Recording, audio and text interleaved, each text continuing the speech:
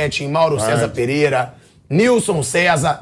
Ó, Flamengo tricampeão da Libertadores. Realmente um baita feito.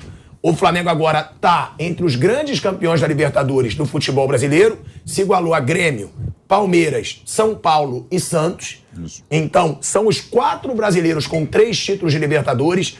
Agora, Mauro César Pereira não jogou bem, né? De novo o Flamengo... Dane-se. Ah, eu sei que é dane-se, mas poderia ter sido pior. Não, podia ser melhor, podia jogar bem e golear Porque também. contra o Corinthians o Flamengo jogou mal. Jogou contra quem o Flamengo? Contra o Atlético Paranaense. Contra um time que no escalo Teranzi põe o Hugo Moura. Hugo Moura, um jogador limitadíssimo, né? Pra quê? Pra ser a sombra do Zico, não, do... Everton Ribeiro. Não, sombra do Arrascaeta. Não, do Arrascaeta. Mas do Arrascaeta. É o Zico desse time. Não, ele era o individual. Aí eu até lembrava, nos anos Ele 70... tava no Everton na hora Não, eu sei, mas o Everton Ribeiro era o Alex Santana. Nos anos 70, havia um famoso duelo que era Ademir Vicente contra Zico, Botafogo e Flamengo. Porque o Ademir Vicente era o volante do Botafogo, que ele era escalado para perseguir o Zico. O Enfio fazia a charge no jornal no dia seguinte, o Zico ia ao banheiro e o Ademir Vicente ia atrás dele. Até aqui, meu amigo. Era mais ou menos isso. Ou seja, isso é uma estratégia muito velha, muito antiga. Funcionou, né? Funcionou em termos, né? Funcionou em termos.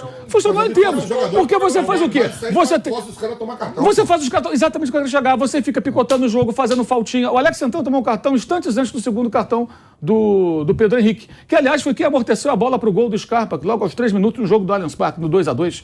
Um jogador limitado, que tem que entrar em todas rachando para poder cumprir a sua missão em campo, que é picotar o jogo, é não ter a bola, é ficar tentando se defender a qualquer custo, né? Houve uma pressão mais alta durante 15, 18 minutos, uma chance no lateral na área, que é ridículo, um dos pontos da ridícula atuação do Flamengo foi permitir quase o gol do Alex Santana no lateral na área. Ela passou por todo mundo. Antes houve uma falha do Davi Luiz, que não tem falhado, mas falhou e o Vitinho chutou e o Santos defendeu na jogada anterior esse lateral, e mais nada. Depois ficar jogando bola na área, né? O Flamengo tentou matar o jogo no segundo tempo, não matou porque jogou muito mal, mas o Flamengo jogou muito bem contra o Vélez, quando os argentinos ficaram lá boquiabertos. O Flamengo eliminou o Corinthians com muita autoridade. O Flamengo, todo mundo temia o Tolima, fez uma partida muito ruim, embora tenha vencido lá na Colômbia, mas depois meteu 7-1, placar emblemático, né? No jogo de volta. Ou seja, o Flamengo fez uma grande campanha, venceu todo mundo. Foi a maior campanha da Primeira fase com o Paulo Souza, depois com o mata-mata com o Dorival. O Flamengo venceu todos os jogos, exceto o Talheres. Foi empate em Córdoba e teve um gol impedidaço do Talheres, que se houvesse a arbitragem de vídeo na fase de grupos, aquele gol não seria validado, possivelmente ou provavelmente o Flamengo venceria todos os jogos. Todos os jogos. Então, se jogou mal, como o Palmeiras também jogou muito mal e o Santos também jogou muito mal, que eu acho que o Atlético não fez nada demais no sábado, naquela final há 2 anos. O Palmeiras foi campeão, ponto, acabou. Gol no último lance, a única bola que foi no alto.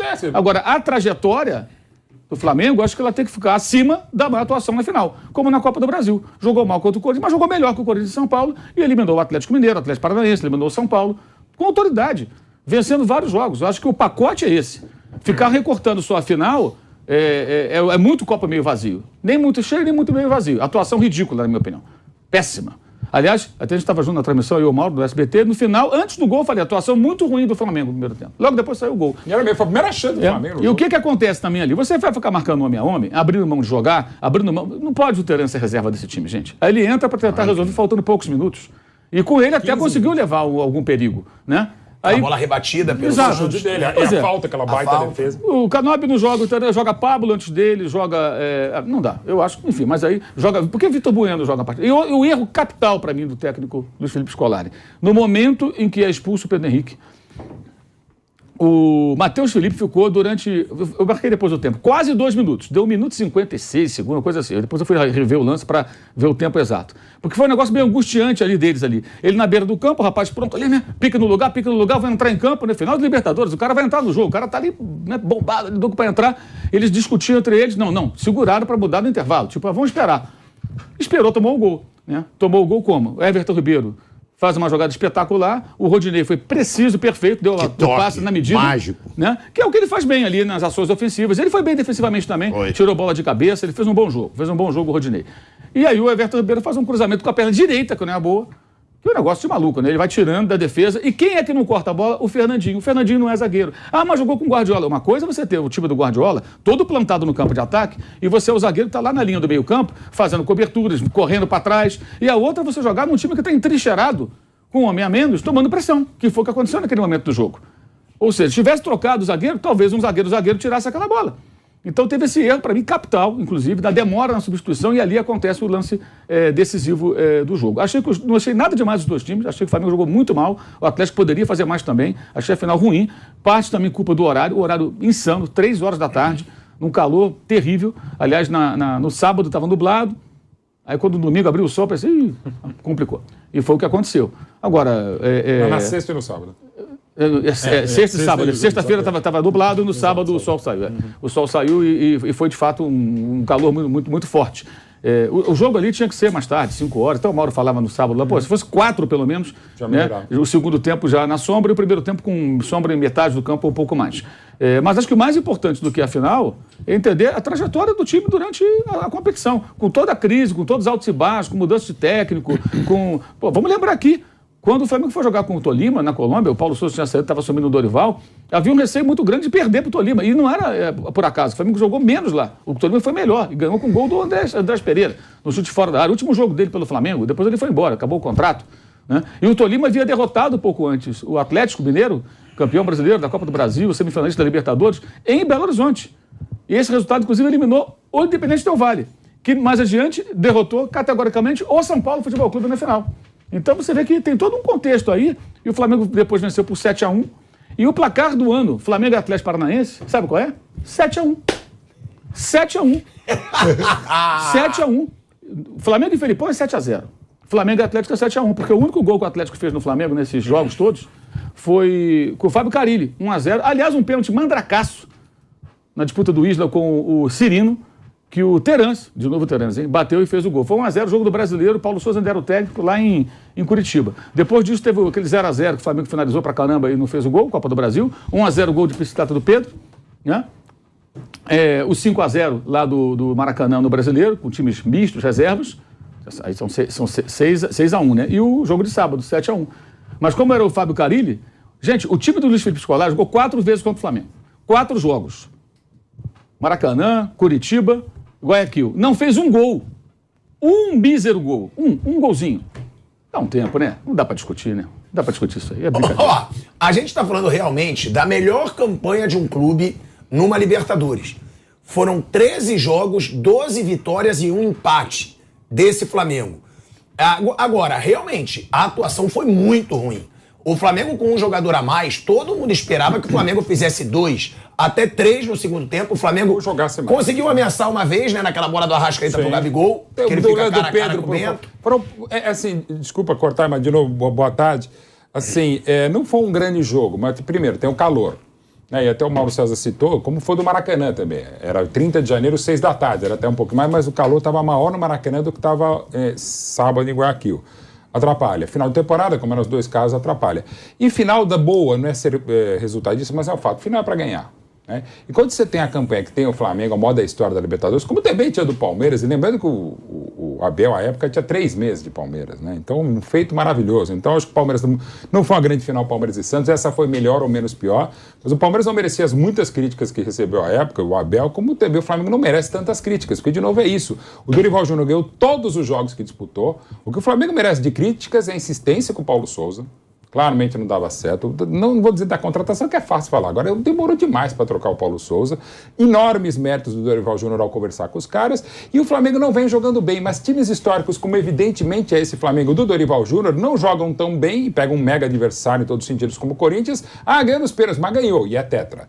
Não jogou bem igual aqui, mas é tri com a melhor campanha espetacular contra um Furacão que jogou, acho que discordo do Mauro, dentro das suas possibilidades e limitações. Acho que o Filipão fez uma excelente partida no primeiro tempo, até a expulsão. Sim, é um risco que você corre, mas sim, era o Pedro Henrique jogando a partida da vida dele, só que deu uma pernada desnecessária no Gabigol lá na frente, aos 27, e a expulsão para mim correta aos 42.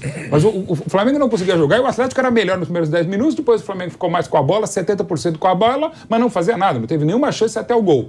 O que aconteceu, e eu também entendo que o Mauro falou, e é uma escolha, eles pensaram no Matheus Felipe, até que é um zagueiro bom, ele tinha feito um golaço contra o Palmeiras na terça-feira, um chute de fora da área, mas o que eles imaginaram? Primeiro, jovem, né? Pode sentir. Segundo, tá acabando o primeiro tempo e o cara entra frio. Então vamos botar o Fernandinho, que é experiente, qualificado, já jogou na zaga com o Guardiola, para segurar, e no segundo tempo vamos botar, inclusive provavelmente sairia o Vitor Bueno, que não estava nada bem, era uma escolha já infeliz e acabou não rolando, ok. Só que aconteceu aquilo, o Fernandinho desatento no lance, passou, e desatento numa jogada sensacional do Rodinei, numa jogada monstruosa do Everton Ribeiro, que bate de direita como se fosse o pé bom, não dá nem para dizer que é o pé fraco, é o pé menos excelente do Everton Ribeiro, e esse monstro que é o Gabi, que vai lá e faz o gol. Aí no segundo tempo o Flamengo teve mais a bola, teve um pouquinho mais de chance, mas não jogou bem. As alterações foram feitas, entendo que demorou de novo para o Filipão entrar com o Terence. Eu, pessoalmente, teria começado com o Terence, artilheiro, assistente da temporada. Acho que isso pode ser criticado, mas o Furacão foi muito melhor e o Flamengo, de um modo geral, é melhor. Agora uma pergunta até, né? Mauro, você acompanha muito o Flamengo. E você trouxe a informação de que se o Flamengo fosse campeão da Libertadores, ele teria um faturamento de mais de 1 bilhão e 200 milhões de reais. Pode bater 1 bi e 300 faturamento desse ano, hein? Pode bater um faturamento de 1 bilhão e 300 milhões de reais. Um Flamengo que, com esse título da Libertadores, ele se isolou ainda mais como o time com mais títulos nacionais e intercontinentais do século XXI. Aqui no Brasil, claro. Chegou a 11 títulos e abriu vantagem para o segundo colocado, o Corinthians, que tem 9. O Palmeiras tem 8 e deve chegar a 9 nessa semana com o título brasileiro.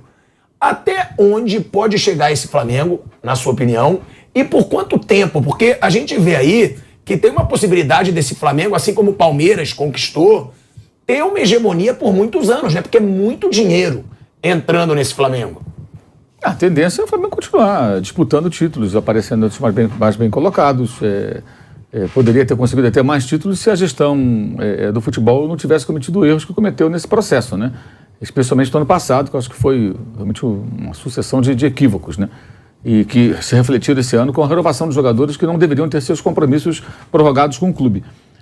Não dá para dizer até onde vai, mas dá para imaginar, ou quase ter a certeza, né? Depende muito disso, justamente de não errarem tanto, como já erraram em outros momentos, mas isso não vai acabar, isso vai continuar, isso vai seguir, porque o que vai pautar isso aí é o quê? O elenco é forte, o elenco já está totalmente modificado. 4 titulares de 2019 começaram o jogo desse sábado, sendo que os outros 2 que estão no elenco ainda estão machucados, um deles a gente, infelizmente, não dá para apostar que ele vai jogar regularmente com o Rodrigo Caio, e o outro que é o Bruno Henrique, também a gente não sabe se vai voltar a recuperar a posição. O Bruno Henrique volta ao Flamengo, na melhor das hipóteses, em abril. Então ele até entrar em forma e jogar, ele vai ter meio ano para mostrar que merece ter um contrato renovado, ainda tem isso, o contrato dele acaba no ano que vem.